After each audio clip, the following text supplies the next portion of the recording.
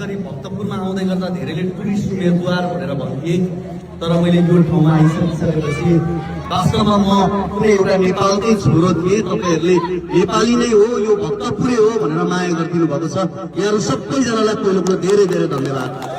र तपाईहरूले यो जति सम्मान दिनुभएको छ, जति यो विश्वास गर्नुभएको छ, यो मेरो लागि एउटा चुनौती पनि हो। तपाईँले दिएको यो अहिले खादा लगाइदिएको, तर मैले यसलाई खादाको रूपमा लिएको छैन। मैले यो तपाईँले अनुशासनको लगाम मलाई लगाइदिनु भएको हो।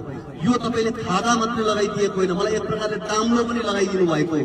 अहिले गडबड गरिस् भने यही दाम्लो तेरो लागि अहिले खादा बनेको छ, तर तेरो लागि यो दाम्लो हो भनेर तपाईँहरूले भन्नुभएको हो। त्यस कारणले मैले तपाईँहरूको भरोसालाई म तोड्ने छैन। म भोजपुरमा जन्मिएको मान्छे, म आज भक्तपुर 2 को उम्मेद्वार भएर तपाईँहरूको बीचमा आएको छु। म लुकाएर छिपाएर कुरा गर्दिनँ, तर मेरो राजनीतिको नाभि यो भक्तपुर 2 सँग जोडिएको छ। म भक्तपुरे हो। त्यस कारण तपाईँहरूले जुन विश्वास गर्नुहुन्छ त्यो विश्वासलाई म तोड्ने छैन।